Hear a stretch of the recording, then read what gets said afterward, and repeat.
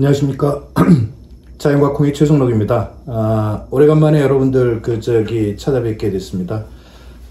사실 그동안 뭐 여러 가지로 바쁘기도 했지만 제가 이렇게 오늘 특별히 찾아뵙기로 한 건 요새 유튜브 상으로도 여러분들이 많은 분들이 콩 다수학에 대해서 이 정보들을 제공을 해주고 그러는데 이런 자칫 여러 지역적이고 단편적인 정보들 때문에 정보의 홍수 속에서 실제 콩 다수학하는 핵심적인 비결 이런 것들을 제대로 파악을 못하고 그렇게 콩 농사를 뛰어드시는 분들이 많은 것 같아 가지고 차제의 가장 중요한 핵심적인 요인들을 좀 설명을 드려서 올해 특히 농콩 재배하는 새로 신규로 하시는 분들이 많은데 그분들한테 좀 보탬이 되도록 하고 과거에 농사 지었던 부분들도 콩 농사 지어왔던 분들한테도 보다 정확하게 좀 간략하게 핵심적인 요인들을 좀 다수학을 하기 위한 그런 요인들을 설명을 좀 드려야 되겠다 싶어 가지고 이렇게 오늘 이 자리에 서게 됐습니다.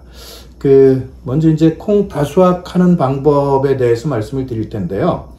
어떤 작목이나 마찬가지로 여기 자료에서 보다시피 다수학을 하려면은요, 기본적으로 세 가지 요인이 맞아야 합니다. 같이 떨어져야 합니다. 그러니까, 첫째로는 우수한 품종이 있어야 되고요. 두 번째로는 이 우수한 품종을 재배할 수 있는 적절한 환경, 뭐 이런 것들이 있어야 될 테죠.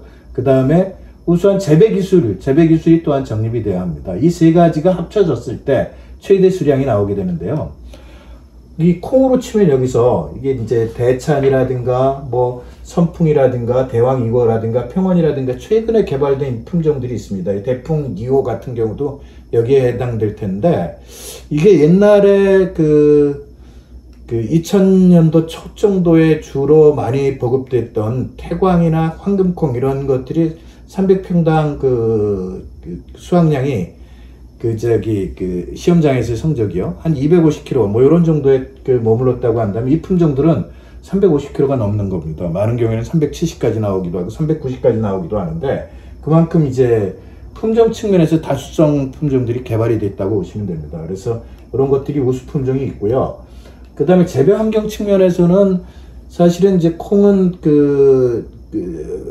콩꽃이 피고 나서 이 가물면 콩 수확량이 많이 떨어질 수밖에 없습니다. 왜냐하면 그 당시에 질소 고정되는 질소 고정량도 절대적으로 필요하고 그리고 이제 광합성을 하기 위해서도 광합성량이 많아야 되는데 가뭄이 그 당시에 많이 듭니다. 그래서 과거에는 이게 밭에 농사를 짓다 보면 그 시기 가뭄 때문에 콩 수확량을 높이는 데 한계가 많았습니다. 근데 요새는 이제 논에 주로 콩을 많이 심고 그러니까 이런 부분들을 어느 정도까지는 극복해 나가는 방법이 되겠습니다. 그 다음에 밭이라 하더라도 가물 때는 관수할 수 있는 그런 여건들을 갖추고 있는 밭이라고 하면 이러한 적절한 환경이라고 보시면 됩니다. 그 다음에 재배 기술 측면에서 이게 이제 사실은 여러분들이 가장 주목을 해야 할 부분인데요. 이게 세 가지가 제일 중요합니다. 질소 공급을 어떻게 받느냐, 어떻게 제일 많이 받느냐라고 하는 거. 그 다음에 꽃을 많이 피우고 어떻게 꼬투리가 많이 달리게 하고 알을 굵게 하느냐. 이 광합성이라는 건 알을 굵게 하는 거거든요. 요 세 가지 재배 기술, 이게 제일 중요합니다. 그래서 이 우수품종, 대창 같은 우수품종하고 논이나 물 줄 수 있는 밭에 심고 요 세 가지 재배 기술이 합쳐져서 질소 공급도 많이 해주고 꽃도 많이 피우고 알도 많이 크게 해줄 수 있다면 이게 한 500에서 한 600kg 정도까지 콩 수확량을 높일 수 있다고 보는 것이 제 생각입니다. 그리고 실제로 제 주변에서 뭐 600kg 생산했던 농가들도 몇 농가들이 있었습니다만 이제 사실은 이분들이 주로 밭에 심었기 때문에 이게 밭 면적을 정확하게 측정하기가 좀 어려운 측면들도 있고요. 그래서 신빙성 측면에서는 좀 떨어지는 경우인데 논에 심은 농가들 중에서 540kg, 560kg 이런 정도까지 하신 농가들은 있었기 때문에 제가 보기에는 이 500에서 600 정도 이런 부분들은 얼마든지 가능하다 이렇게 생각을 하고 이걸 목표로 해서 제가 설명을 드리도록 하겠습니다. 사실은 이 500, 600이라고 하는 게 콩에서는 엄청나게 대단한 숫자입니다. 엄청 큰 숫자예요. 왜냐하면 여기 쌀콩 비교 표를 보시면 알겠지만 콩 2022년도 평균 수확량이 182kg입니다. 쌀은 530kg죠. 이게 한 3분의 1 수준밖에 안 되는데 거의 쌀 수준만큼 이렇게 수확량을 올린다는 얘기거든요. 그러니까 이게 사실은 획기적인 일이긴 합니다. 근데 콩이 왜 182kg밖에 쌀에 비해서 3분의 1밖에 안 되느냐? 여러분들 그 이유가 뭐라고 생각을 하십니까? 사실은 그걸 물어보면 제대로 답변하신 분들이 그렇게 많지 않으세요. 근데 바로 이것 때문에 그렇습니다. 그 단백질 함량이죠. 쌀은 6 내지 7% 정도 이렇게 단백질 함량이 들어가는데요. 콩은 밭에서 나는 쇠고기라고 하잖아요. 단백질이 35% 정도 됩니다. 35%가 된다는 얘기는 단백질은 거의 질소를 주성분으로 합니다. 그만큼 질소 공급량이 많아져야 되는 거예요. 그래서 이 분석을 해봤더니 콩 100kg를 생산하는데 는 7 내지 9kg 정도의 질소가 필요한데요. 쌀은 2.5kg 정도밖에 안 들어갑니다. 그러니까 쌀은 다시 말하자면 12.5kg만 질소를 흡수를 한다 그러면 이게 500kg가 기본적으로 나오는 거죠. 근데 실제로 12.5kg라고 하는 게 흡수율로 치면은 흡수율이 한 50% 정도 되거든요. 25kg 정도 질소 시비해주면은 이거 그냥 500kg 그냥 쉽게 할 수 있는 경우입니다. 그런데 콩은 그럼 칠레주 벼처럼 그럼 이것도 마찬가지로 한 40kg 정도 하게 되면 500kg 이 12질소 이렇게 하게 되면 500kg 할 수 있는 거 아니냐 이렇게 생각을 할 수 있는데 그렇게 하면 콩은 망하게 됩니다. 그러니까 12질소의 영향력이 거의 없는 작물이라고 보시면 됩니다. 그게 왜 그러냐 하면 콩은 스스로 뿌리옥 박테리아가 있어가지고요. 스스로 질소를 공급해주는 그래서 질소 고정을 해주는 그런 작물입니다. 그렇기 때문에 이 질소 고정하는 뿌리옥 박테리아가 공급해준 질소의 양 자체가 상당히 많은 경우에 해당됩니다. 여기서 보다시피 300평당 평균 질소량이 11.9kg입니다. 이거 쌀로 치면은요, 아까 말씀드렸던 대로 이것만 그대로 가도 500kg를 생산하는 거예요. 그러니까 이 12질소를 많이 하게 되면 이거를 거의 포기를 하게 돼요. 그리고 실제로 여기 자료에서 보다시피 12질소에서 콩이 빨아먹는 건 1.5kg 정도 이상이 들어가질 않습니다. 그러니까 아무리 화학비료 초기에 많이 주고 요소 많이 준다 하더라도 콩 그냥 위로 자라기만 하고 옆으로 퍼지지도 않고요. 거의 제 역할을 못하는 그런 상황이 만들어지는 게 이런 특수한 상황 때문에 그렇습니다. 실제 이제 콩 질소 흡수량을 분석을 해봤습니다. 일본에서 한 자료인데 여기 445kg를 생산을 한 일본 자료입니다. 여기에 뿌리옥 박테리아가 질소 공급을 해주는 게 18.5kg입니다. 그래서 58% 정도를 차지하고요. 지력질소, 그러니까 유기물이 미생물을 분해하는 과정에서 나오는 그런 질소라고 할 수 있겠죠. 그런 것들이 한 12kg, 그래서 37.5kg, 5%를 달하고요. 12질소는 아주 극히 작습니다. 1.5kg입니다. 그러니까 그래서 이 프로수로 치면 4.5%밖에 안 되는 경우인데요.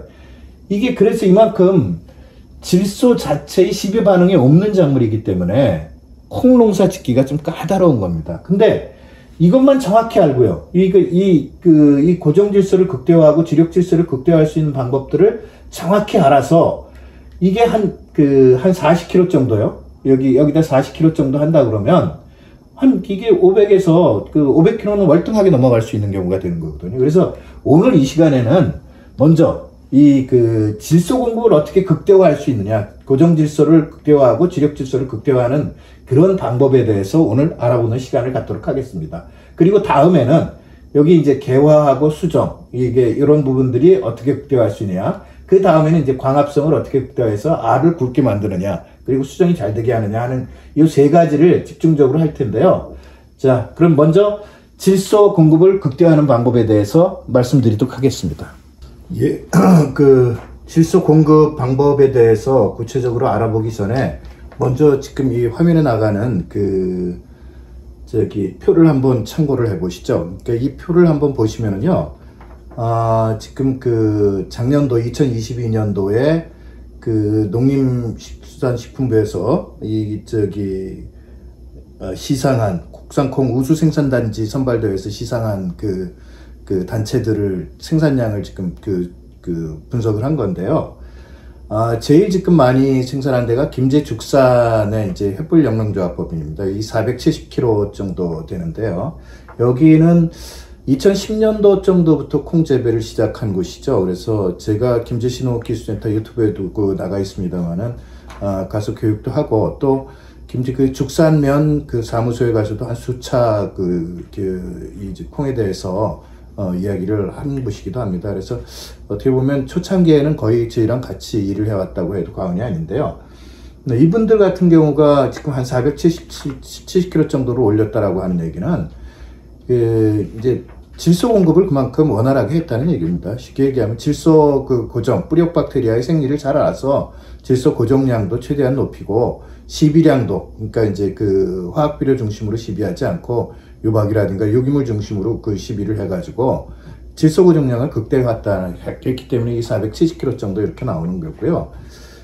여기 그 예산 사리 쪽에 467kg 정도 한 대 같은 경우도 저희하고 좀 연관이 있어가지고 저희가 이제 저희 재배 기술 뭐 이런 부분들을 같이 했던 경우인데요. 그 외에도 몇 군데, 한두 군데가 더 저희하고 연관이 되어 있는 부분이긴 합니다만은 이런 데가 공통적으로 저거 하는 거는 뿌리옥 박테리아, 그 질소 공급 부분들, 그 다음에 시비질소 공급, 이런 것들을, 누구보다도 원활히 잘한 곳이라고 이렇게 생각을 하시면 됩니다. 그러니까 여러분들도 요런 제가 지금 드리는 말씀, 요거를 정확히 따라가지고 하시면 얼마든지 이런 수량 올리는데 기본적인 토대들을 가르칠 수 있다고 생각하시면 됩니다. 먼저 그래서 시비질소 부분부터 말씀을 드리겠습니다. 가장 간편한 방법입니다. 이게 이제 제가 권장드리는 방법이 유박비료 300평 기준으로 한 7포대 하고요. 단한번 비료 한 포 정도. 단한번 비료라는 게 수도장용 완효성 비료죠. 그러니까 단 한 번 쳐가지고 이삭거름이라든가 이런 거 없이 천천히 작물이 빨아먹게끔 그렇게 해주는 건데요. 요거 이제 여러 종류가 있습니다. 그런데 질소 함량이 한 30% 정도 되는 거, 그런 거를 권장을 드리고 있고요. 그래서 요거 이렇게 됐을 경우에, 이렇게 시비를 했을 경우, 이게 콩 공급 질소량이 요것만으로 어떻게 되는지 한번 확인을 해 보도록 하겠습니다. 유박비료는 일반적으로 뭐 질소 함량에서 차이가 좀 여러 가지가 있습니다. 보통 5% 정도의 질소 함량을 갖고 있습니다. 그래서 20kg예요. 실제 성분량 기준은 한 1kg 정도. 그러니까 이게 7포 되면 이게 7kg 정도가 되는 거거든요. 질소 땅에 공급해 주는 게요. 단한배 비료는 제일 함량이 높은 게 한 30% 정도 되니까 이게 실제 성분량 기준으로는 20kg의 3%니까 30%니까 6kg 정도 되는 거고요. 이게 합치면 6kg. 그래서 요 합쳐서 한 13kg가 됩니다. 근데 요렇게 단 한 번 비료라든가 유박에서 나오는 질소들, 그러니까 이거는 요소라든가 복합비료에서 나오는 속효성 질소하고는 달라가지고요. 완효성, 천천히 나가는 거기 때문에 뿌리옥 박테리아하고 성충되지 않습니다. 그래서 이런 부분들은 흡수율이 보통 한 50% 정도 되는 걸로 봅니다. 그래서 여기에서 실제 작물이 흡수할 수 있는, 작물에 공급되는, 콩에 공급되는 건 한 6.5kg 정도, 요렇게 시비를 했을 경우에요. 그렇게 생각을 해볼 수 있고요. 그 다음에 우리가 토양 내에 있는 유기물 기본적인 함량들이 있죠. 그리고 빗물이라든가 뭐 이런 것들, 관계라든가 이런 걸 통해 가지고 보통 질소 공급량이 이 편차가 좀 큽니다만은 평균 잡아서 한 6kg 정도 이렇게 봅니다. 근데 여기에 유박비료 같은 경우가 유기물 함량이 보통 한 60 내지 70% 정도 이렇게 들어가니까 이 유박비료에서 나오는 미생물이 이 유기물을 분해하면서 나오는 경우가 한 4kg 정도로 예상을 하면 이게 한 10kg 정도로 분석을 할 수 있습니다. 이러면 이 10kg는 그냥 온전히 다 콩에 들어가는 성분량이거든요. 그러니까 실제 이렇게 시비를 했을 경우에는 실제 공급 가능량은 이게 아까 6.5kg하고 그 다음에 천연 공급량, 유기물 공급량에서 10kg에서 16.5kg 정도 이런 거에 해당이 된다고 보시면 됩니다. 여기서 이렇게 생각을 하면 지력질소에서 아까 445kg 때 12kg 정도 이렇게 지력질소가 힘을 미쳤다고 하니까 여기 16.5kg 정도라고 하면 445kg 생산하는 것보다는 훨씬 더 많은 그런 질소를 공급해주는 그런 방법이 된다고 보시면 되겠습니다. 다음에는 뿌리옥 박테리아 질소 고정 부분들을 극대화하는 방법에 대해서 알아보도록 하겠습니다. 이번에는 뿌리옥 박테리아 질소 고정 능력을 어떻게 극대화할 것이냐, 이런 방법에 대해서 좀 알아보도록 하겠습니다. 아까 서두에서 말씀드렸다시피 300평당 평균 질소 고정량은 11.9kg, 한 12kg 정도 되는데요. 이거를 7kg, 100평당 한 100kg당 7kg 정도가 필요하다라고 하면 한 170kg 정도 생산할 수 있는 그런 질소 공급량이 되는 겁니다. 이거를 한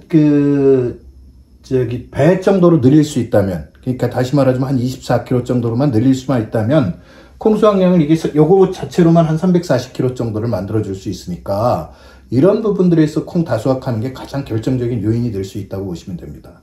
이제 그럼 이 질소 고정 능력을 극대화하려면 무슨 방법이 있을까요?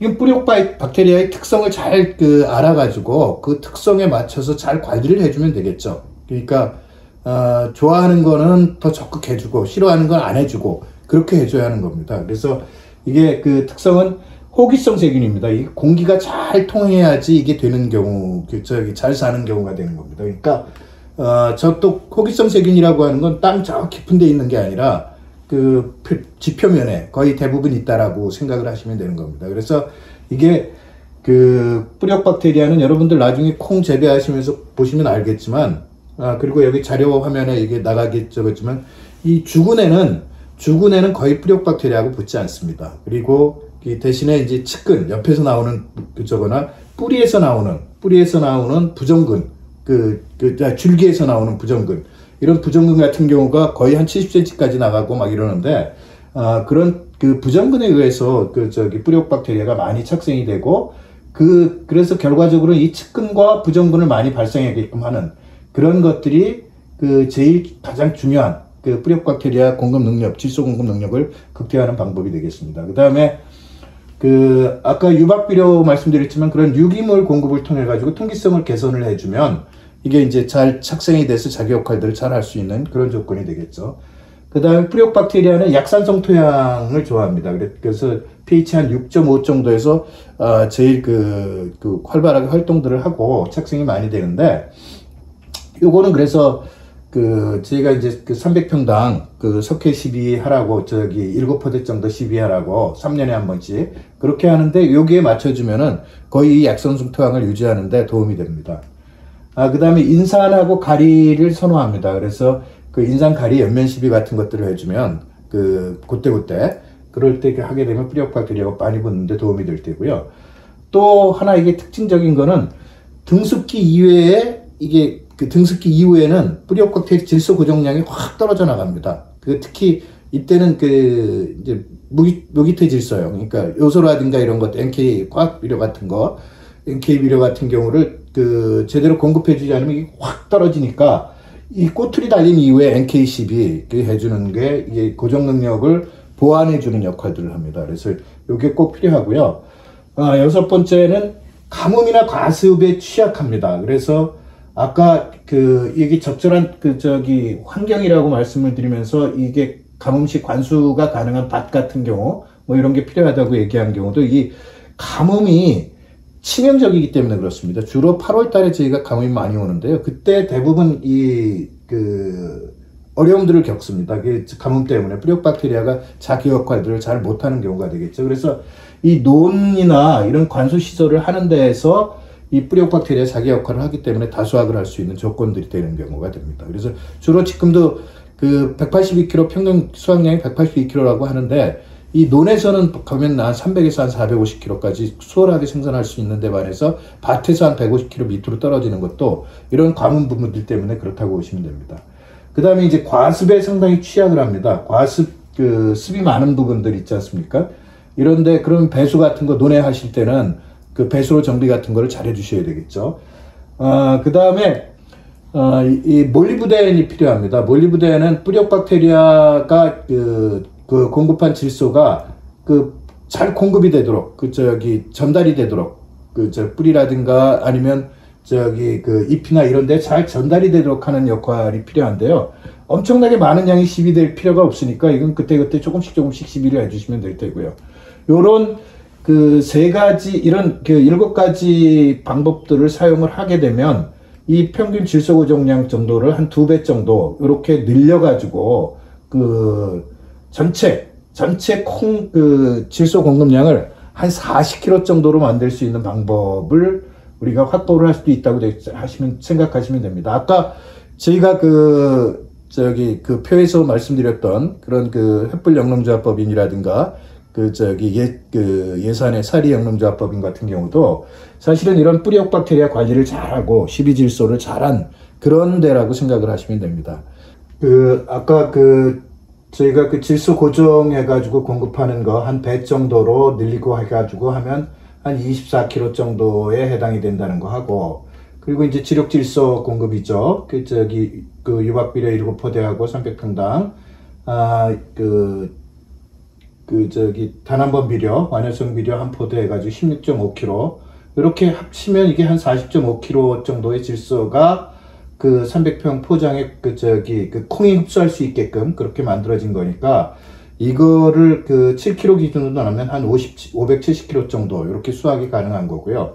9kg로 나온다면 한 440kg 정도 되는데, 보통 한 7kg가 거의 기준에 부합되는 것 같더라고요. 그래서 이런 그 뿌리옥 박테리아 관리를 잘하고, 그리고 유박비료하고 단한번 비료를 제대로 공급을 해주고, 이런 조건들을 맞춰주게 되면 아까 그 표에서 나오듯이 죽산의 그 횃불 영농조합법인이나 예천 사리의 그 영농조합법인 그 466kg 나온 그런 쪽 같은 그 수확량을 올릴 수 있다고 보시면 됩니다.